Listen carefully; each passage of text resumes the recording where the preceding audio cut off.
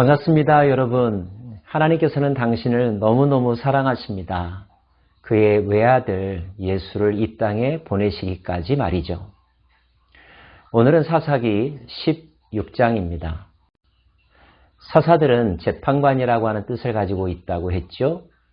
그런데 그들은 이스라엘을 구하기 위하여 타민족과 많은 전쟁들을 치루어야만 했습니다. 사사들 중에서 누가 가장 잘 싸웠을까요? 만약에 개인전의 기록을 본다고 한다면 단연 삼손이 아닐까 싶습니다. 그는 혼자의 힘으로 사자를 찢어 죽일 정도로 강했습니다. 1대 1000의 싸움으로 블레셋 사람들을 물리치고 죽이기도 했습니다. 그리고 오늘 말씀에는 혼자의 힘으로 3000명이나 되는 블레셋 사람들을 몰살시키기까지 하니까 아마 가장 강력한 힘의 소유자가 삼손이라고 말할 수 있을 것입니다. 그럼에도 불구하고 삼손은 그의 영적인 면에서 높이 평가를 받지 못합니다. 너무나 많은 실수들이 있었기 때문이죠. 그는 들릴라라고 하는 사람을 만나게 되죠. 그리고 잘 아는 바처럼 들릴라에게 자신이 가지고 있는 힘의 비밀을 공개합니다. 그것 때문에 결국 머리가 깎이게 되고 힘을 잃게 되고 블레셋 사람들에 의하여 갇히게 되고 두 눈이 뽑히고 맷돌을 갈아야만 하는 비참한 상황에 처하게 되죠. 천하의 삼손이 어쩌다가 이렇게 되었을까요? 왜 하나님의 사람이 블레셋 사람들의 조롱거리가 되고 그리고 블레셋 사람들은 삼손을 옥에 가두면서 자신들의 신이 삼손의 하나님을 이겼다고까지 기뻐했을까요? 자, 오늘 우리는 삼손의 인생을 마무리하면서 그가 보였던 실수를 통하여 몇 가지 교훈들을 얻고자 합니다. 먼저 그는 육신의 정욕을 주체하지 못했고 잘 다스리지 못했습니다. 삼손 주위에는 여인들이 많이 등장하죠. 딥나의 여인, 오늘 본문에는 가사의 기생, 그리고 소래골짜기의 들릴라라고 하는 여인들이 등장합니다. 기록에 의하면 늘 삼손이 먼저 여인들에게 다가갔다는 것을 알 수 있습니다. 삼손은 여인들의 외모에 반했고 그들이 주는 웃음에 정신을 잃어버렸던 것 같습니다.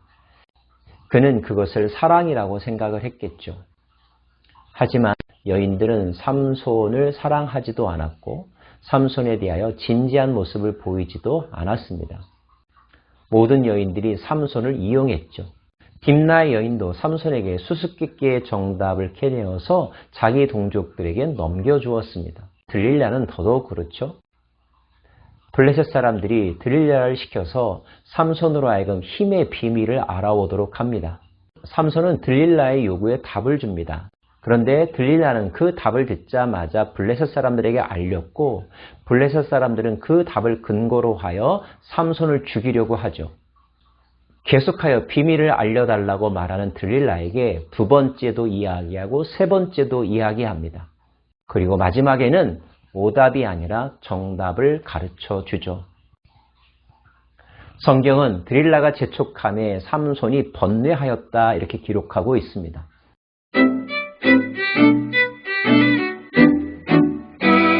삼손은 분명히 알았을 것입니다. 들릴라는 내 편이 아니라는 것을. 그리고 블레셋 사람들이 나를 죽이려고 한다는 것을 말이죠. 그럼에도 불구하고 삼손은 거절하지도 못합니다. 단절하지도 못합니다. 끝내는 정답을 이야기하죠. 왜 그랬을까요? 그는 정욕에 사로잡힌 사람이 되었기 때문입니다. 육신의 정욕에 눈이 멀게 되면 분별력을 잃어버립니다. 기억력도 상실합니다. 모든 것을 자기중심적으로 그리고 자기에게 유익하게만 생각합니다. 상대방의 공격도 자기에 대한 호의로 오해합니다. 결국 탐닉에 빠져 분별력을 잃어버리고 모든 것을 상실해버리게 되죠. 하나님은 우리에게 안목의 정욕과 이생의 자랑과 육신의 정욕을 다스리라고 말씀하고 있습니다. 여러분은 여러분의 감정을 잘 통제하고 계십니까? 좋기만 하면 뭐든지 해도 괜찮은 것입니까? 옳고 그름은 딱딱하고 고리타분하며 사람을 답답하게 만드는 사슬에 지나지 않습니까? 하나님은 우리에게 감정이라고 하는 선물도 주셨지만 이성이라고 하는 통제장치도 주셨습니다. 이 두 기능은 서로 조화를 이루면서 우리의 삶을 보호하는 데 사용되어져야만 합니다. 여러분이 하고 있는 사랑이 진정한 사랑인지 아니면 정욕에 지나지 않는 것인지, 육체적인 만족이나 감각적인 즐거움보다 더 중요한 것이 있다는 것을 결코 잊어서는 안 될 것입니다.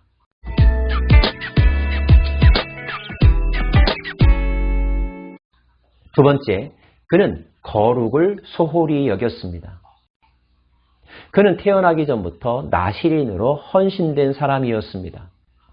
그의 부모는 자신의 아들이 나시린이 되었다는 것에 대해서 자랑스럽게 생각했을 것입니다.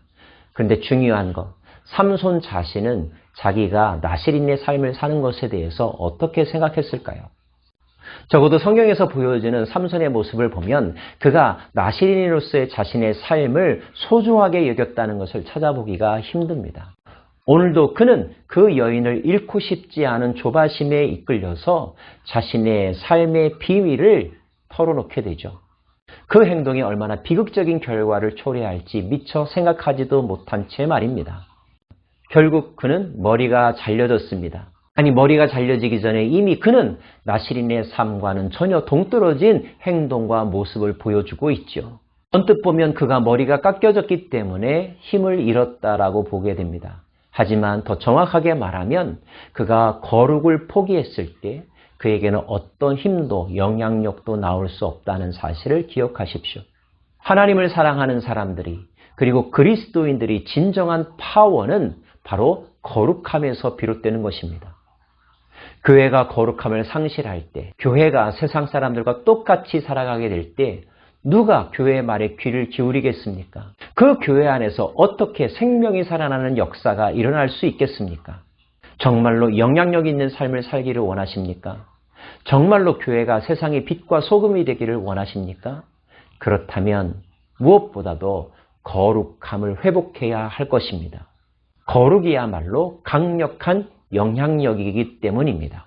삼손의 인생은 하나님으로부터 선택받은 자의 삶이 아니라 오히려 버림받을 자의 삶을 살았다고도 말할 수 있을 것입니다.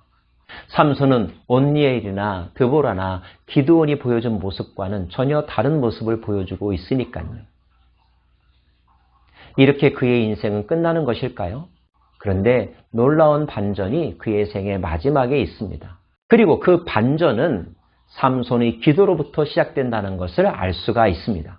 삼손이 여호와께 부르짖어 이르되 주 여호와여 구하옵나니 나를 생각하옵소서. 하나님이여 구하옵나니 이번만 나를 강하게 하사 나의 두 눈을 뺀 블레셋 사람에게 원수를 단번에 갚게 하옵소서 하고, 가장 비참한 자리에서 삼손은 자기가 선택받은 나실이라는 것과 하나님의 이름을 기억합니다. 그리고 염치불구하고 하나님 앞에 간청하죠. 한 번만 더 기회를 달라고 말입니다. 목숨 바쳐 블레셋 사람들을 심판하게 해달라고 하나님 앞에 요청합니다. 그 속에는 진정한 회개와 간절함, 그리고 하나님의 기쁨이 되고자 하는 마지막 소원이 담겨 있었습니다. 이 기도에 하나님은 어떻게 반응하셨을까요? 여러분이라면 어떻게 삼손에게 반응하시겠습니까? 하나님의 영은 다시 삼손에게 임하였고 삼손은 마지막 큰 힘을 발휘합니다. 두 기둥을 감싸고 몸을 굽혔을 때 기둥은 뿌리채 뽑히게 되었고 집은 무너졌고 그 집에서 소리 지르며 다곤신을 노래하던 수많은 블레셋 사람들은 몰살당하게 되었습니다. 하나님은 이런 방법으로 블레셋을 심판하신 것입니다. 사랑하는 여러분, 우리는 삼손의 인생에서 무엇을 배워야 할까요?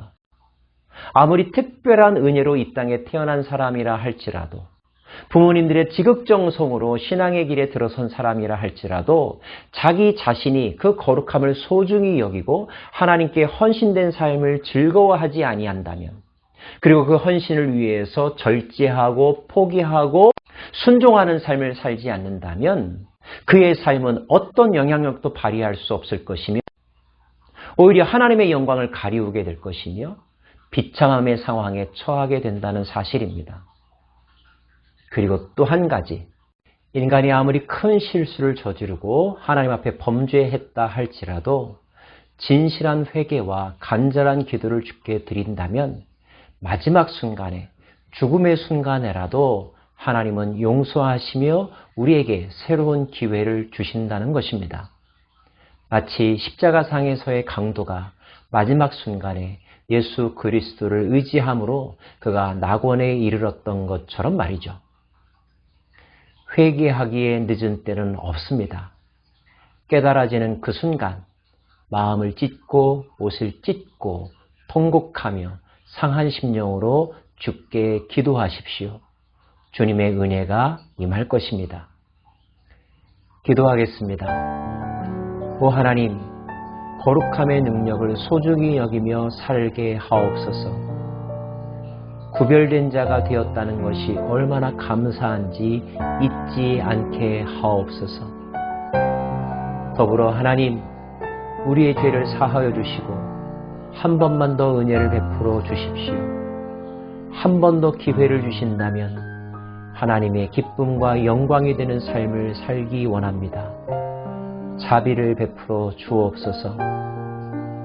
예수님 이름으로 기도합니다. 아멘.